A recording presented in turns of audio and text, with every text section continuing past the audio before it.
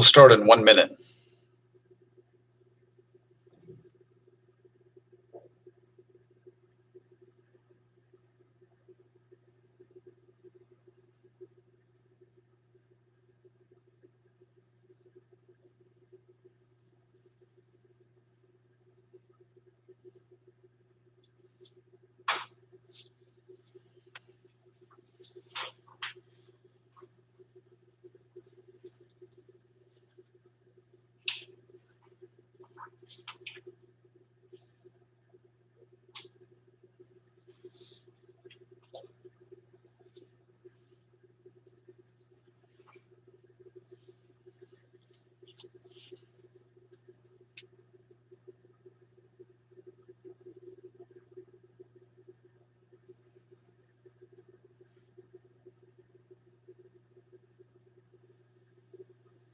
We'll continue today working on the Test 4 review sheet.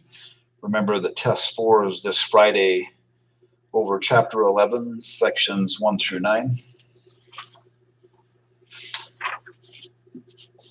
We got to this problem yesterday.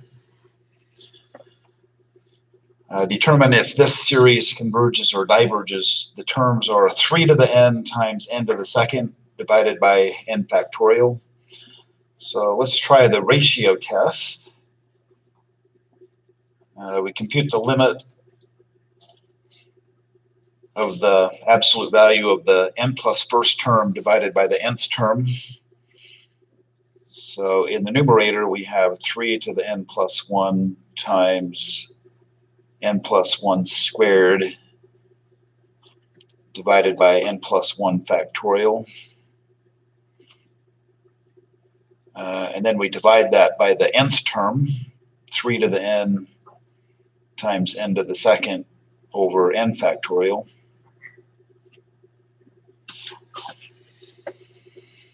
All of the terms are positive, so we don't need the absolute values. We'll simplify the complex rational expression. So we'll have 3 to the n plus 1 times n plus 1 to the second. In this step, I'm going to replace n plus 1 factorial with n plus 1 times n factorial. And then we multiply by the reciprocal of 3 to the n times n squared over n factorial. So we have n factorial in the numerator divided by 3 to the n times n to the second. Okay, we'll get some cancellations. The n factorial divided by n factorial. One factor of n plus 1 cancels from both numerator and denominator. So we'll cross one factor of n plus 1 from both the numerator and denominator. And let's write down what we have left.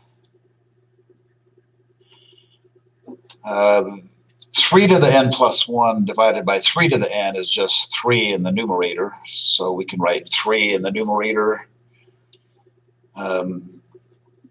times one binomial of n plus 1 divided by n to the second. So now we know what this limit is. We'll write one more expression in the numerator, 3n plus 3, and the denominator is n to the second. So this limit is equal to 0. And since 0 is less than 1, that means the series converges by the ratio test.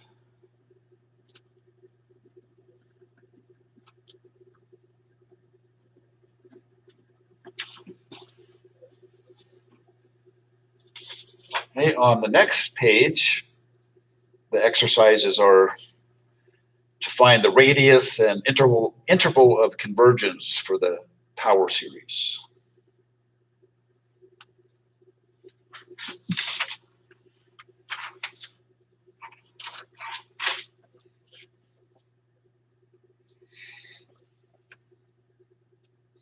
Okay, oftentimes the ratio test seems to be a pretty efficient method for finding the radius of convergence and the interval of convergence.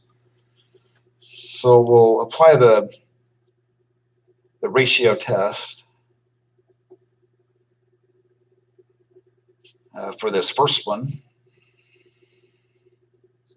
So we have the absolute value of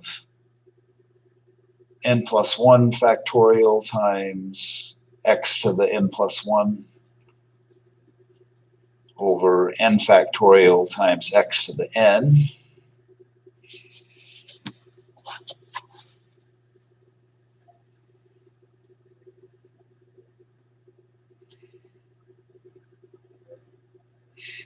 The n plus 1 factorial over n factorial, that's just going to simplify to n plus 1. And x to the n plus 1 divided by x to the n is just x, but we'll put that in absolute values.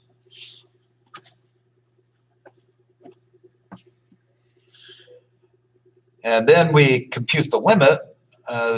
Notice that the limit is infinite if x is not 0. And the only way that the limit is finite is if x is 0. So this limit is equal to 0 only when x is 0. So that means the only number that the infinite series converges is when x is 0. So the radius of convergence has length 0, and the interval of convergence is the singleton 0. Okay, the next one, the next series, power series. Let's try the ratio test again. So the limit as n approaches infinity of the absolute value of x plus 2 to the n plus 1 over n plus 1. That is the n plus first term divided by the nth term, x plus 2 to the n over n in absolute value. Then we'll simplify the complex fraction.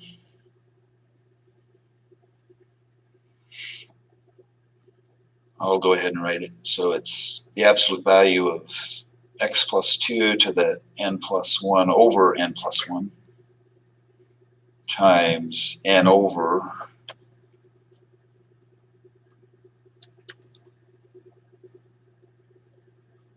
x plus 2 to the n.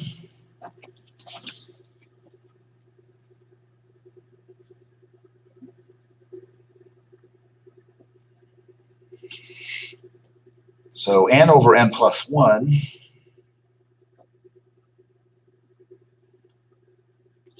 and then the absolute value of x plus 2 to the n plus first divided by x plus 2 to the nth is just x plus 2 in absolute value, x plus 2.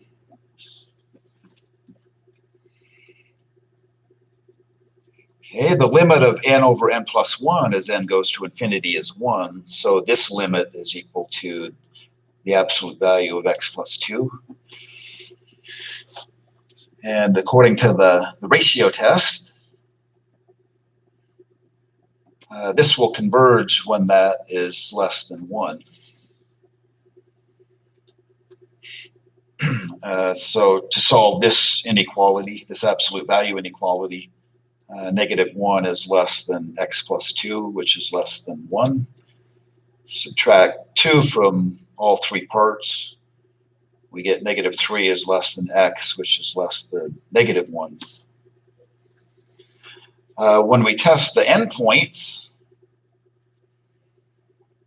notice when we test -3 in the original series, In the numerator, negative 3 plus 2 is negative 1.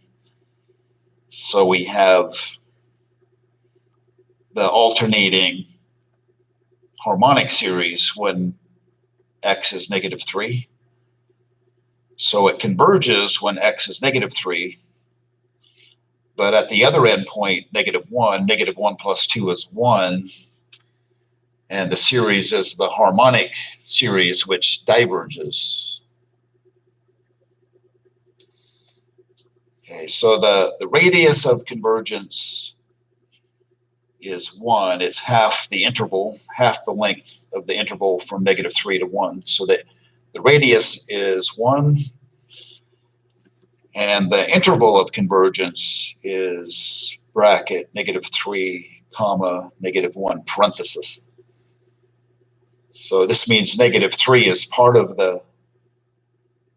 is a number where the series converges, but negative 1 is not. Okay, in the next example, well, this one we can use the ratio test or the root test, but there's a more efficient way to do it. You can think of this, since we have 2 to the n times x to the n, we can think of this as the term 2x to the n. So it looks like a geometric series. So this converges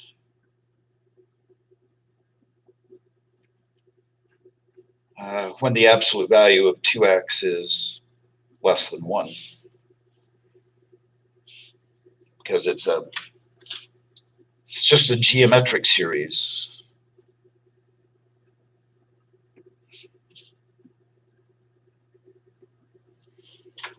So the common ratio is 2x. It has to be between negative 1 and 1. So negative 1 is less than 2x, which is less than 1. Divide all three parts by 2, we get negative 1/2 is less than x, which is less than 1/2. And for a geometric series, we know that, well, if x is negative 1/2 or 1/2, the series diverges. And so the radius of convergence is 1/2, and the interval of convergence is the open set from negative 1/2 to 1/2. The endpoints are excluded.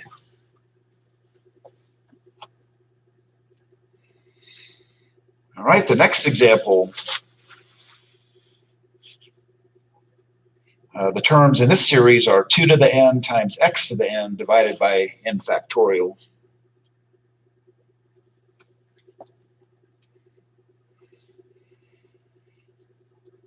Okay, so let's try the ratio test again. So the limit as n approaches infinity, and the absolute value of 2 to the n plus 1 times x to the n plus 1 over n plus 1 factorial. So I'll just go ahead in this first step, do the simplifying of the complex rational expression right from the start. So we'll just multiply by the reciprocal of the nth term, which is n factorial over 2 to the n times x to the n.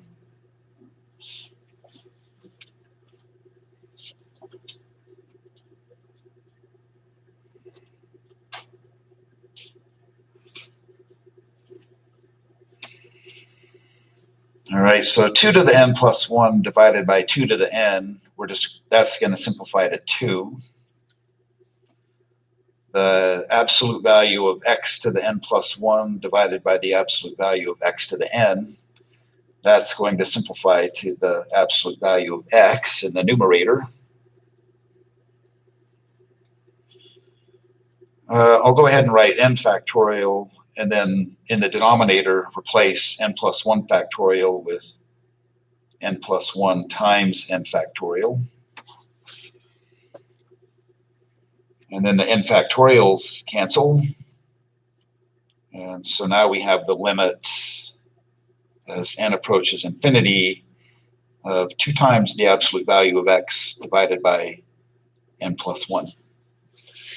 Okay, so what can we say about this limit? The absolute value of x just represents a fixed number, and n goes to infinity, so what's the limit? Yeah, this limit is 0, regardless of what x is. So the limit is 0 for all real numbers x.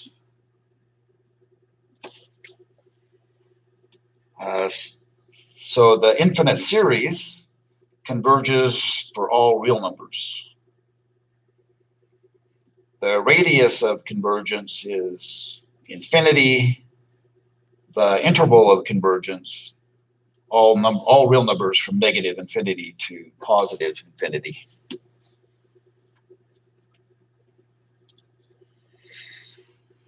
Okay, in the next example,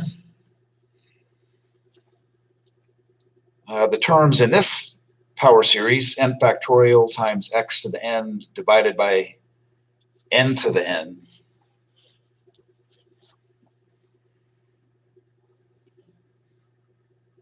Okay, so let's just apply the ratio test again.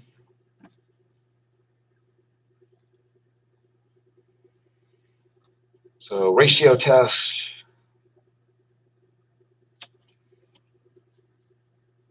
So we have n plus 1 factorial times x to the n plus 1 over n plus 1 to the n plus 1. And then multiply by the reciprocal of the nth term. So we have n to the n in the numerator and n factorial times x to the n in the denominator. So in absolute value,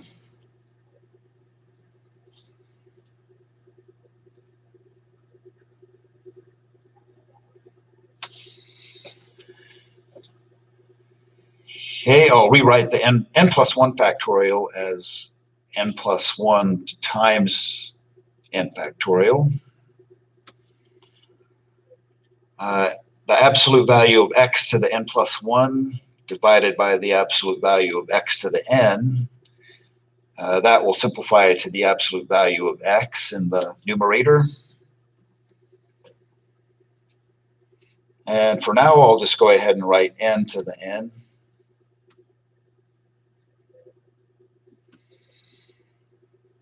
And then in place of n plus 1 to the n plus 1, I'll take one of those factors of n plus 1. And so we have n plus 1 times n plus 1 to the n. And we still have an n factorial in the denominator. But the terms with x have been taken care of. We have the absolute value of x in the numerator. All right, so we get a couple of cancellations. The binomial n plus 1 divided by n plus 1 equals 1. N factorial divided by n factorial equals 1. In the numerator, we have the absolute value of x times n to the n. In the denominator, we have n plus 1 to the n.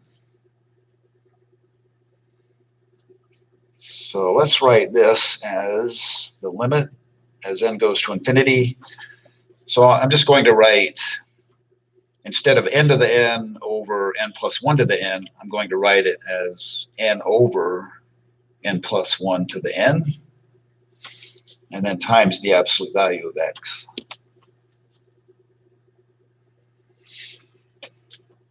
All right, what does this limit equal?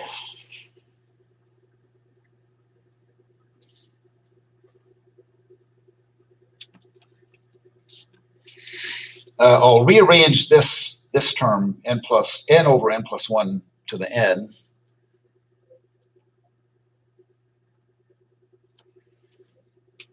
I'll write it as 1 over the reciprocal of n over n plus 1 all to the n. So 1 over n plus 1 over n to the n times the absolute value of x.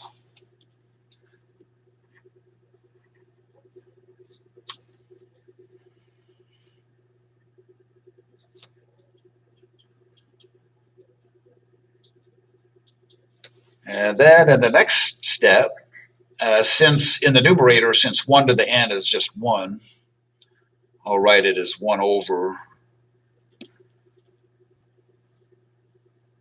this other part, n plus 1 over n.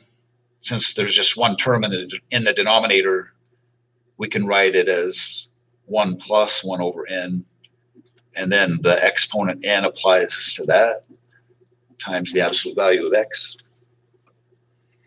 So does it look familiar now? All right, so the limit as n goes to infinity of 1 over 1 plus 1 over n to the n is just, this limit is 1 over e times the absolute value of x. And then according to the ratio test, the series is convergent when this is less than 1, or when the absolute value of x is less than e. Okay, so the interval of convergence is negative e less than x less than e. The radius of convergence is also the number e.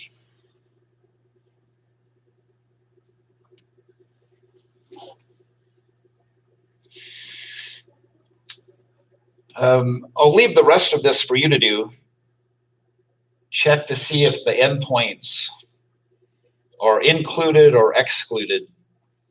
In other words, if you replace x with e, determine if the series converges when x equals e, and then also replace x with negative e, and determine if the series converges for negative e. Okay, the next one, this power series, the terms are 2x minus 3 to the n.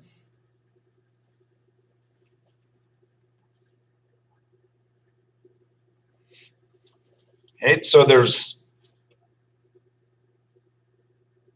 a number of ways that we can go about determining which x values this converges. Well, this is you can think of this as a geometric series, 2x minus 3 to the n. So if you view it that way, then this geometric series will converge when the absolute value of 2x minus 3 is less than 1. The common ratio is 2x minus 3. So this means negative 1 is less than 2x minus 3, which is less than positive 1. Add 3 to all 3 parts. We get 2 is less than 2x, which is less than 4. Divide every part by 2, we get 1 is less than x, less than 2. The endpoints will be excluded because the common ratio has to be strictly between negative 1 and 1 in order for it to be convergent. Just real quick, if you applied the root test, the limit as n approaches infinity of the nth root of 2x minus 3 to the n. So in absolute value, the absolute value of 2x minus 3 to the n. That's equal to the absolute value of 2x minus 3. And then using the root test, this limit has to be less than 1 for convergence. So we get the same result either way, as you can see. Okay, let's move on to the next page. Maybe I'll just say one more thing. This converges for values of x strictly between 1 and 2. Okay, on the next page,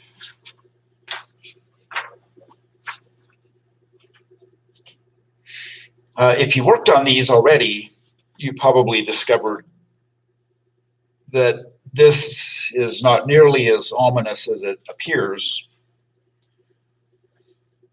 So in each row, did you notice what is going on? For this first one, f of x equals 1 over 1 minus x. G of x is just the derivative of f of x. You can verify that by taking the derivative of 1 over 1 minus x. And then h of x is the antiderivative of f of x.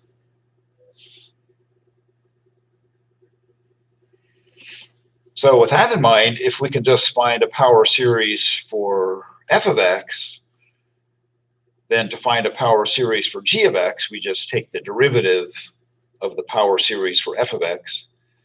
And then to find a power series for h of x, we just compute the antiderivative of the power series for f of x. See how that works? Okay, so for 1 over 1 minus x, that's the very first one that we ever did. So 1 over 1 minus x is just 1 plus x squared plus x to the third, and so on.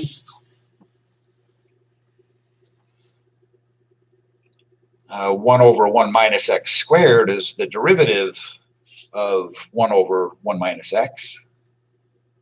So 1 over the quantity 1 minus x squared. Take the derivative term by term, we get 1 plus 2x plus 3x squared plus 4x to the third, and so on. And then for the natural log of 1 over 1 minus x,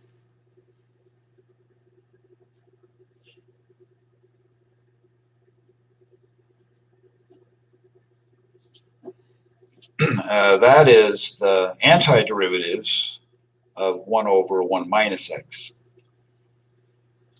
So we can put a constant of integration there.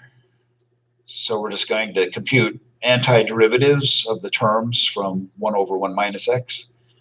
So we'll get x plus x squared over 2 plus x to the third over 3, and so on.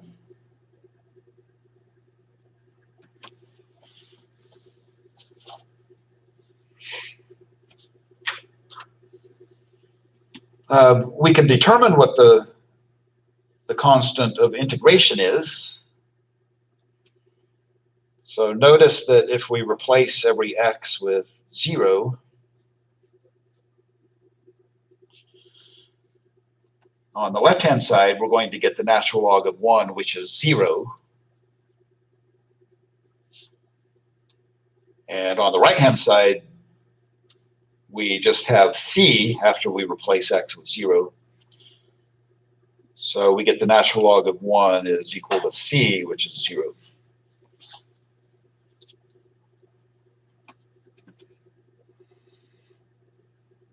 All right, the next 3 parts, D, E, and F, the same sort of thing is going on here.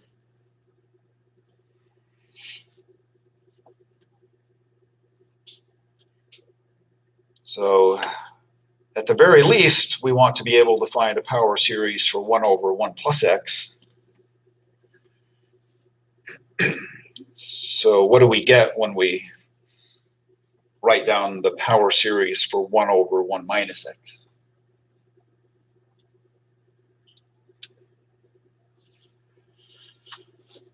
If you forget, you can always just resort to long division. 1 divided by 1 plus x, you can divide 1 plus x into 1 repeatedly, and that will give you the power series representation in the quotient.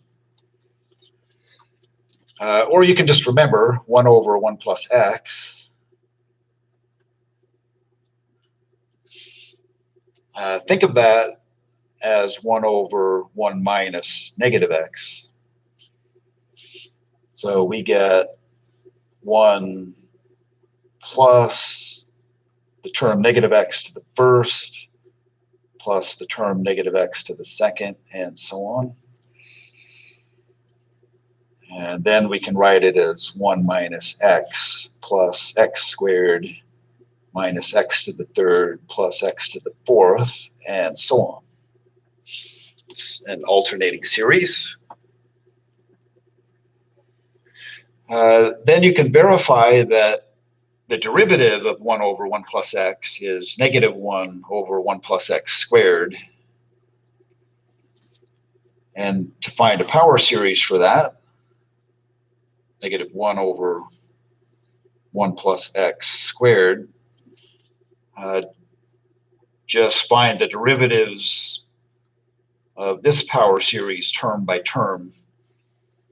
So the derivatives, we get negative 1 plus 2x minus 3x squared plus 4x to the third, and so on.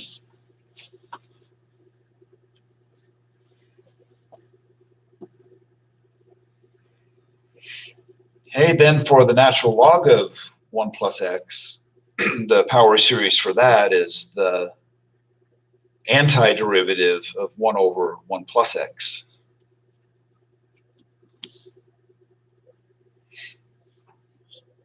So the natural log of 1 plus x,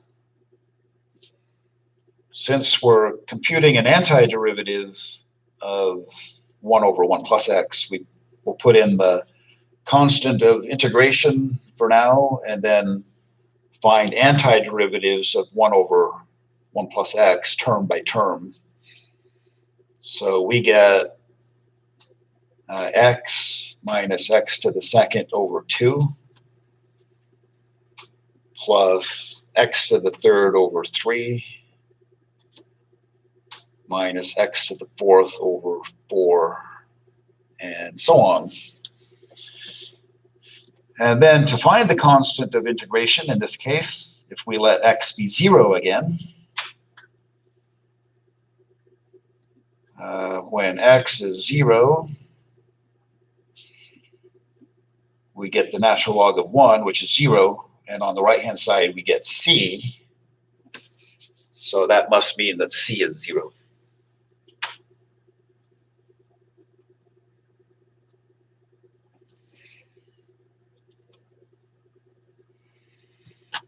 All right, parts G, H, and I are the same exercise with a different power series.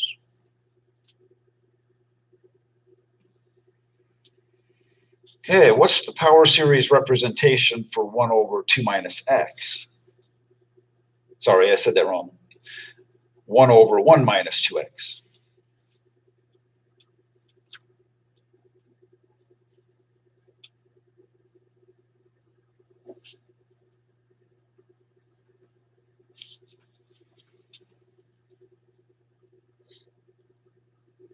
Once again, if you want to resort to long division, you can. The quotient that you get from long division will be the power series representation. Or you can remember the pattern. We have 1 over 1 minus a function of x. So we get 1 plus the term 2x to the first plus the term 2x to the second, and so on. So we'll write this as 1 plus 2x plus 4x to the second plus 8x to the third, and so on. You can also verify that 2 over the quantity 1 minus 2x squared is the derivative of 1 over 1 minus 2x. So we can get a power series representation for 2 over 1 minus 2x quantity squared if we take the derivative term by term of the power series for 1 over 1 minus 2x.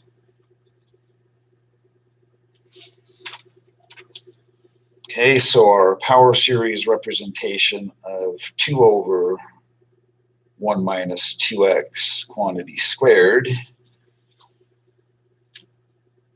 Just take the derivatives. The derivative of 1 is 0. Then we get 2 plus 8x plus 24x to the second. Let's see, what would the next one be? 64x to the fourth, or third, I mean. Yeah.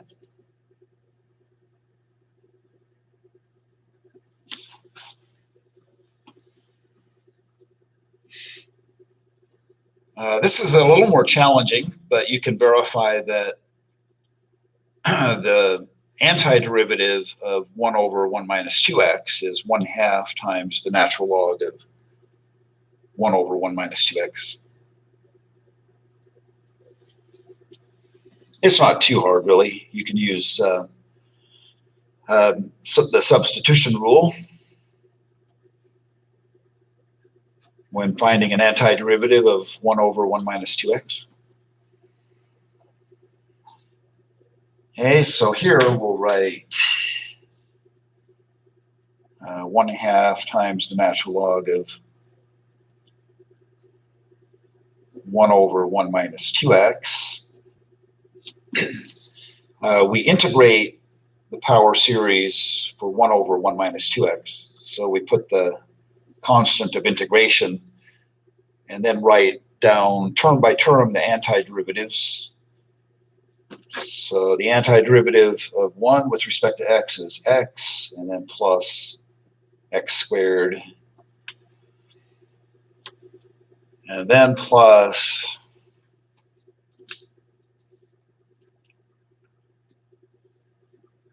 4/3 x to the third.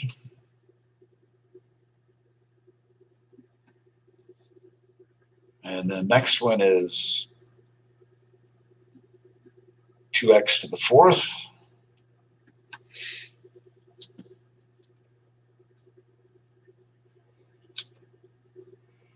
Okay, the constant of integration.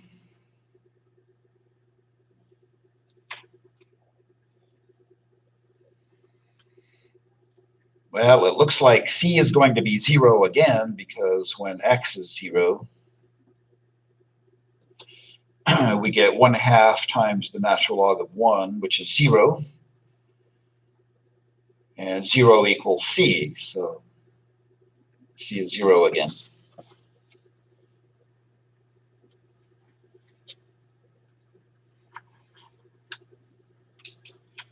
Okay, the next three.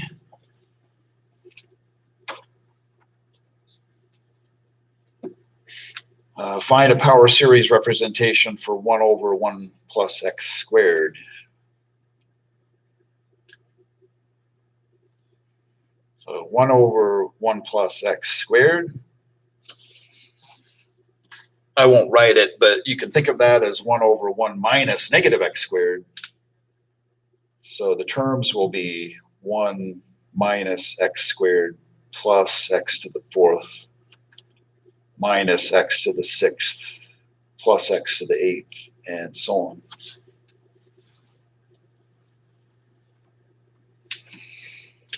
Then the derivative of 1 over 1 plus x squared is negative 2x over the quantity 1 plus x squared squared.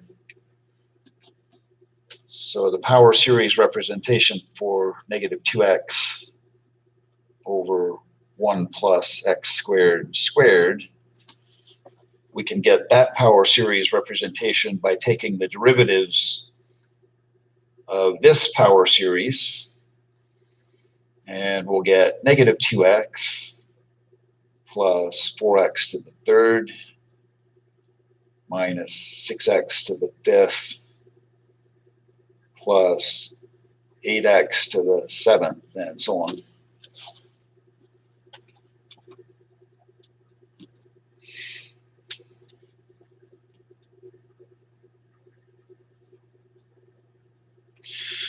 All right, you might remember that the antiderivative of 1 over 1 plus x squared dx is the inverse tangent.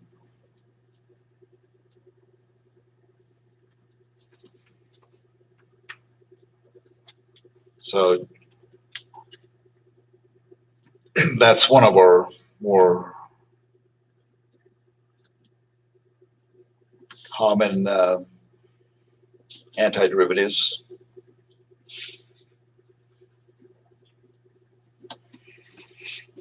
All right, so the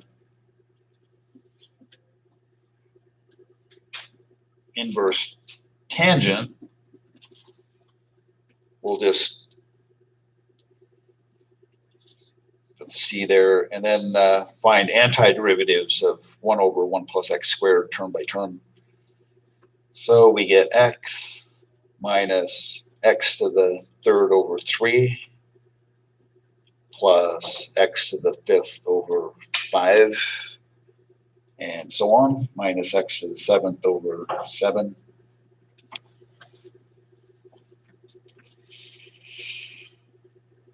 So the constant of integration, when x is 0, the inverse tangent is 0, so c is also 0.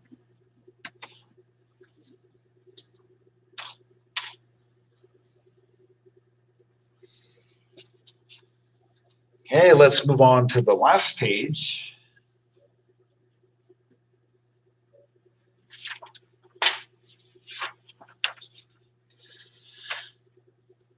Compute the numerical value of this infinite series. The terms are n divided by 2 to the n, as n ranges from 1 to infinity.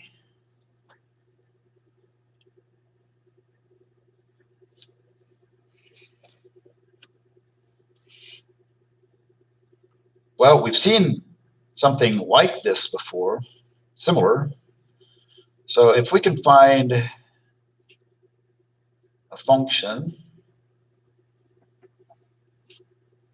whose power series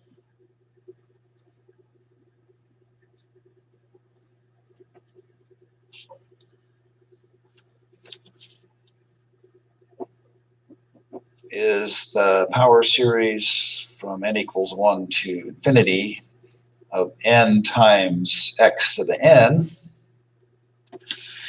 if we can find a function whose power series is this, why don't we give it a name? Let's call it f of x equals this power series.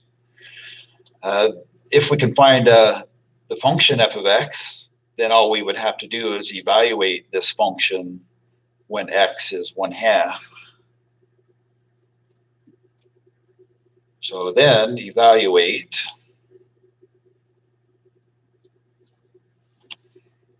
f of 1/2, because when you replace x with 1/2, you get n times 1/2 to the n, or n over 2 to the n. Okay, so we know how to do that.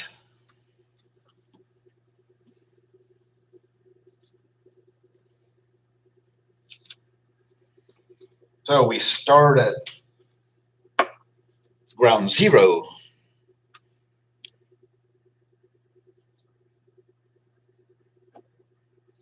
So start with 1 over 1 minus x. We know that that's equal to the sum of x to the n as n goes from 0 to infinity.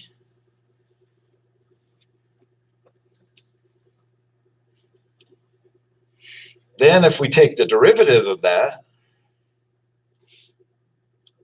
looks like I might run out of space. But if we take the derivative of 1 over 1 minus x,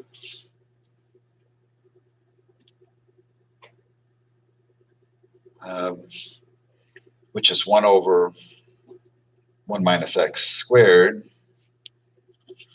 then we're going to get the power series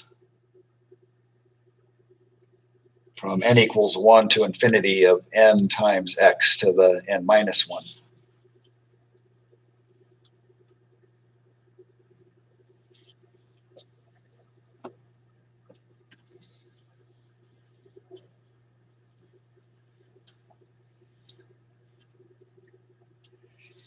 So now we're just one step away from getting this series where the terms are n times x to the n. So do you see what we need to do?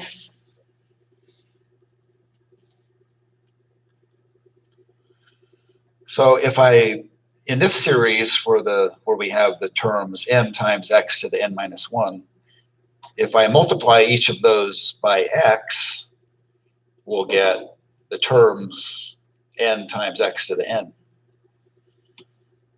So if we multiply 1 over 1 minus x quantity squared by x, we get x over 1 minus x squared. Then that's going to give us this series that we want.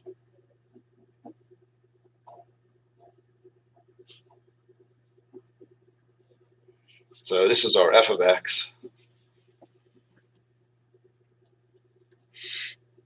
So f of 1/2, in this function, just replace x with 1/2.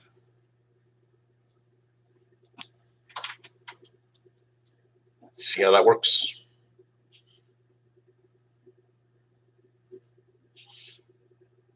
So 1/2 divided by 1 minus 1/2 squared. And I'll let you do the arithmetic on that. Okay, the next one, compute the value of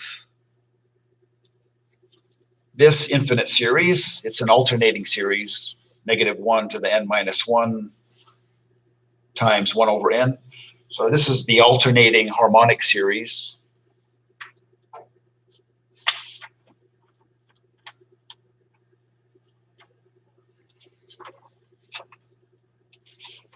Okay, so this one, let's see, where did that go?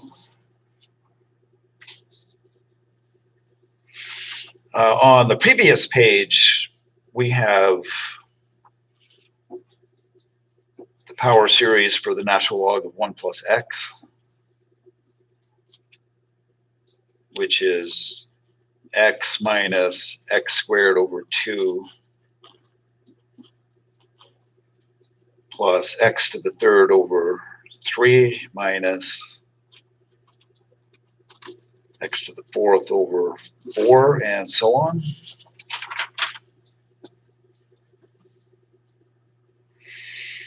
And then when x is 1, we get the natural log of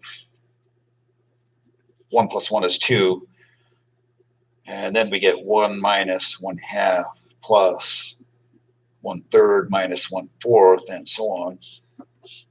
And this is the alternating harmonic series.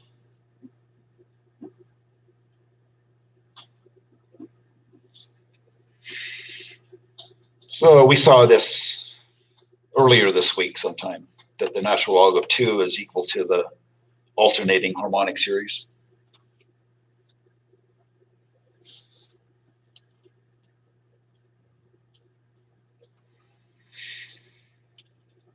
Okay, the next one, find a function whose power series representation is x plus x to the third over 3 plus x to the fifth over 5, and so on. So a strategy on this one, if we refer to this as f of x,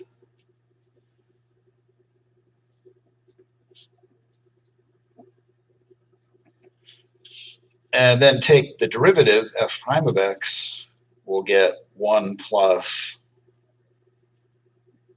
x squared plus x to the 4th plus x to the 6th, and so on. And we might recognize this as the power series representation for 1 over 1 minus x squared. See that? So to find a function whose power series is f of x, we just compute the antiderivative of 1 over 1 minus x squared. So the antiderivative of 1 over 1 minus x squared dx will be equal to our f of x. Okay, we're out of time. If you have questions on numbers 9 and 10, you can send me an email and ask. But you might be able to figure those out. So go ahead and sign in for attendance.